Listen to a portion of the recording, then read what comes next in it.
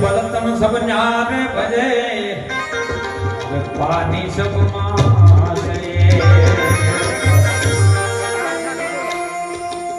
कबीर कबीर तुम क्या करो खोजी लो आप शरीर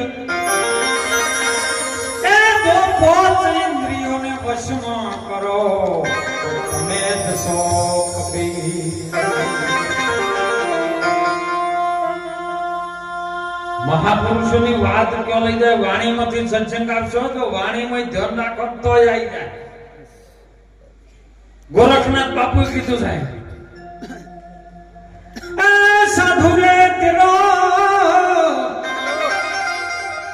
હવે સંગડો ના છોડો મેરે લાલ હે લાલ મેરે દિલ માં સંતો लागी रे रागी रोमा अरे जोयू में तो जागी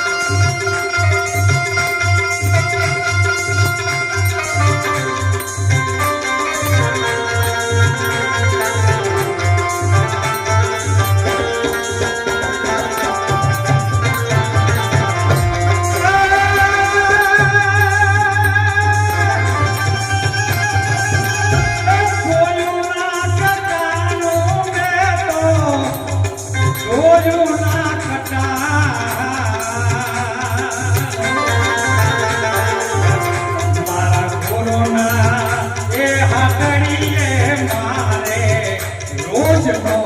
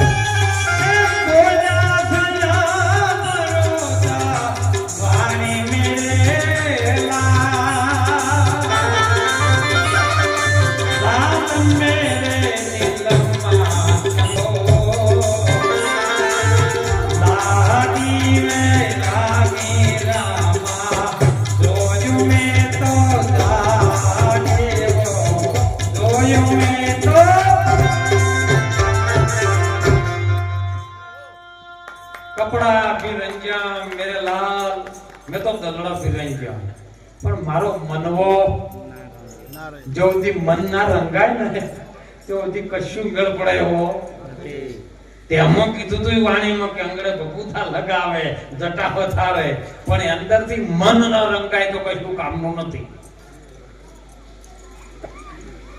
बस्ती में रहना और मागी ने मत खाना. साधु बने ત્યારે માગવાનું જ ના આવે, કોમેથી આવે તો માજ કરતા હોય તો સાધુ નહીં. તમારો ચહેરો જોઈને તમારો ભાવ જો ગુરુ મહારાજ જો પણ ઉભો કરે છે મોકલી જાય એ ગુરુની કૃપા. बस्ती में रहना और मागी ने मत खाना પણ ટુકડે में ટુકડા કરી દેના. ટુકડામાંથી ટુકડો જો તમે કોક આપતા ને આવું મહેશભાઈના જેવું એક ગામની અંદર ટાણો અવસર કરેલો, હજારો પ્રકારની વાનગી અને એમાં બુંદી બનાવેલી. જો કયો પૂન લઈ જાય છે, ગુરુ મહારાજ નો વચન કયો લઈ જાય છે એના ઉપર આધાર. કીડીના પરિવારમાં 3-4 કીડી બેઠેલી ભૂખે મરી ગઈ અને બચ્ચા કીડીને એવું કી આપણે નહીં વાપરે પણ છે. એની માને કે બહાર ગમે કરો ભૂખ લાગી મને ખાવા લો. એટલે કીડી કે તું શાંતિ રાખે, જમણવાર ચાલે છે, હમણાં કોક નો કોક સારું થાય. અને એવામાં એક જણો બુંદી લઈ નીકળ્યો. બુંદીમાંથી 2-4 બુંદીના ટુકડા દોણા નીચે પડી ગયા છે. અને કીડી દોડીને એક બુંદીનો ટુકડો લઈ અને ઘરમાં જઈ એના ડરમાં અને તે પણ બચ્ચે ગાધો ને એટલે એક ટુકડામાંથી આખો પરિવાર ખાઈ ગયો. અને એને નિરાંતે કોઈ કીસાય. અને એમાં સાખી સંતોએ કીધી, કીડી કણકો લે ચાલીને પ્રેમથી ખાય પરિવાર. ઉદ્યોગ કરતા આવડવું પડે પણ ધાર્યું ધણી નો. જો આવો અવસર કરે ને કોઈ ગરીબ પરિવારની અંદર કોઈ ટુકડો ખાઈ જાય ને અને એની અંદરથી જ્યારે નાભીમથી નીકળે ને તો સાહેબ એ ઉર્જા એ પ્રગટ થઈ જાય સાહેબ, એ ઓળખાણ થઈ જાય. આવી જ વાત છે. હાવ ઘણું આપણે મોટા બની ગયા હોય ને એટલે થોડું ચોક નાના માટે કરજો. એના ગરીબના ઘરનો પરિવાર જો કદાચ ટુકડો જમી જાય ને, કોઈ ટોણો અવસર આવે ને તો ગરીબના ઘર નજર ના આપે. જેને 2 ટાઈમ જમવાના ફોકસ એવે. કારણ કે આપણે બધાને ખબર છે કે આપણે બધું જે જાયા છે ને એ જમા કરેલું છે, કોઈ બીજા ખાવા વાળા ખાય. તમે કોક દાડો એવું કાર્ય કરી લ્યો ને અને એના અંતરમાંથી આશીર્વાદ નાખે છે. આપણું જીવનભરનું જો દુઃખ હોય ને તો સાહેબ જતું એવું કર. આવા મહાપુરુષોની ડગલે સત્સંગ જ હોય. સત્સંગ એટલે એવું નહીં કે કોઈ મહામંત્ર છે કેવું છે.